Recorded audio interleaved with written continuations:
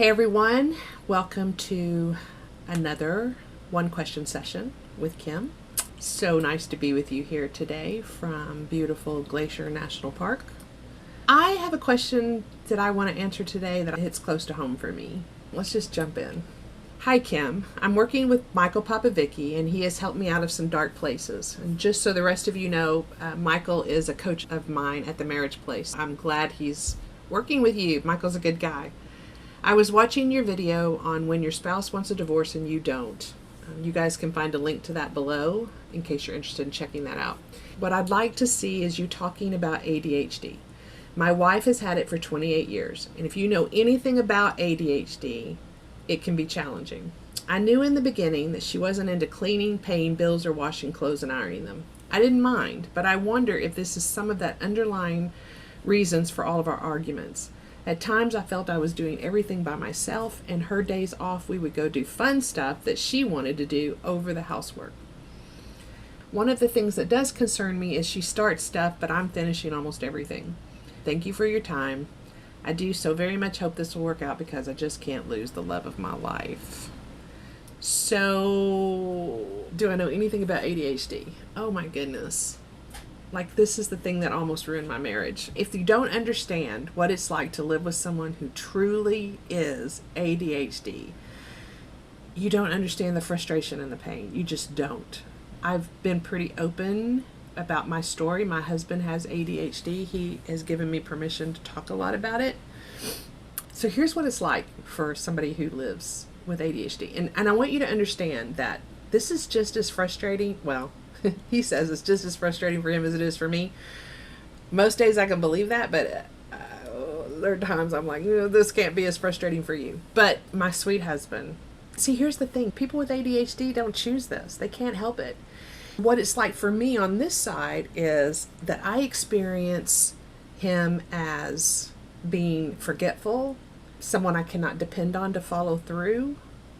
I have experienced him as well-intentioned but disorganized and feeling like I have to be the one to come in and fix everything or get it started. It's easy to feel like the parent in the relationship when you're married to somebody with severe ADHD or ADD. I did all the wrong things. I was critical. I was angry. I was disappointed. I let that show. I got parental. I went one up. But we didn't know what we were dealing with. Either one of us didn't know what we were dealing with. We're not talking about just forgetting to pay a bill. We're talking about sending him to the store for one thing and he comes home without it. We're talking about him putting off things that cause him discomfort until it isn't ever done. When you are partnering together in a marriage, you need your partner to show up and be reliable and trustworthy. But let me tell you this, here's what it's like for him and what he tells me it's like. That no matter how hard he tries, he cannot get it right. That he wants to please and help, and when he falls short of that, he beats himself up, and it becomes this incredible burden of shame that he carries. It makes him feel inadequate. It makes him not want to try. When you've got these two dynamics going up, so you've got one who's going one up and one who's going one down in the shame, this is a really bad combination. And we didn't know what we were dealing with. For the most part, we're doing really well now. But I will tell you, when I wanted out, a lot of it was rooted in feeling so disappointed and angry for so long and feeling like I was being left out, hung to dry, and not understanding it. Knowing I married a man with a good heart who has a good sense of fairness and equality in the marriage, and still it wasn't happening, and he didn't know how to talk about it or deal with it, and because he was so ashamed, he kept hiding it. All I saw was the disappointments, the letdowns, and what I thought were lies. I'll get this done. Oh, no, you didn't get that done. I think ADHD, diagnosed and undiagnosed, is probably ruining way more marriages than anybody knows. I think the impact of it is not recognized and not studied enough to know. But I will tell you, this is hard. You said in your question that you really want your marriage to work and you don't want to lose the love of your life. And so I'm wondering who's threatening Where's the threat to the marriage? It doesn't sound like you're the one who's going to get tired and want to leave. So I'm wondering if your wife is dealing with so much shame from it that she's wanting to leave. Or maybe she feels in trouble a lot, or she is letting you down a lot. I don't know. But here are some things that helped us. Some people, they work with somebody who truly specializes in ADHD. And I mean truly specializes. Like we truly specialize with relationships, because this is not something to play around with. I wouldn't just go to a regular therapist on this one. We didn't use one, and I'll tell you why. Because my husband couldn't remember to keep calling, and finally he had stood her up so much time that he didn't want to go see her. That's how bad it was. What we've done personally to get through this, what John would do is I would be his crutch. I would be the one to pick up the slack if he didn't remember. I use the analogy like this. If you are somebody who has an injured leg and you can't run a marathon with your partner, that's fine. You can't run the marathon, but your partner can't drag you along either.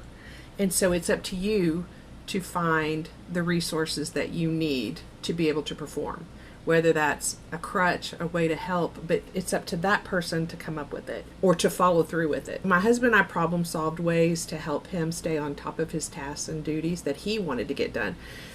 It had to be something he was wanting to do, not just a bunch of stuff I had for him to do. And we found a task management tool. He used the Monday app that would list his tasks, and then he would prioritize them and then check them off every day as he did them. And what it would do is it would send me a notice that it was done so that I could quit asking him, have you done this? Have you done that? That kind of kept me out of the parental role. I got to tell you, it's not perfect. We still struggle at times with it, but he is working. And I have sure learned enough that I've stopped shaming and blaming him over it. This is not a personal flaw. This is a condition that he can't help, and he's doing the best that he can with it. When he comes home and he says, I didn't go get the thing I said I was going to get, and he goes and turns right around and goes and gets it. And it's me not having to figure out how to get the chore done or the whatever done because he can't do it or forgot to do it. I know that people with ADHD often get stuck because they are so overwhelmed.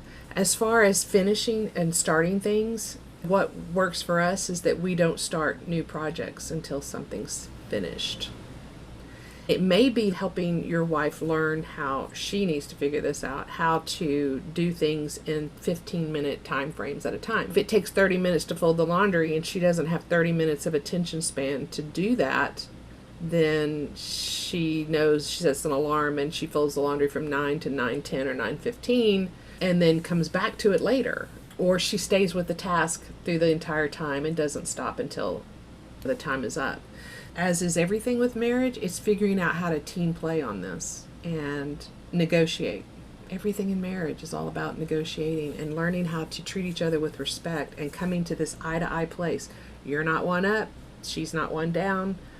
You get eye to eye on that. And for that to happen, you have to have compassion and empathy for her struggle and not be critical and frustrated to the point where she feels shamed and blamed. She has to be willing to step up and not let the shame or confusion or overwhelm keep her stuck.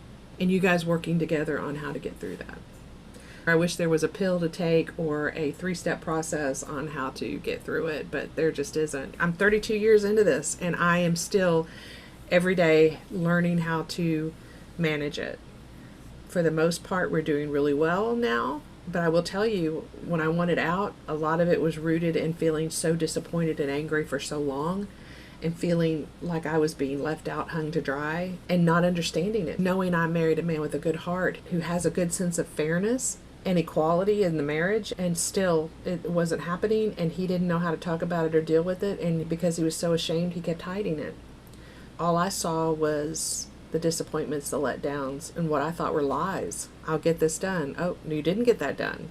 We had a long way to come from that. For anybody that's going through it, I feel for you. I'm just trying to do the best I can with it. And my husband too. Remembering that I love him and that I have things that are hard to live with too. A lot harder. And he is so gracious. And marriage is all about grace.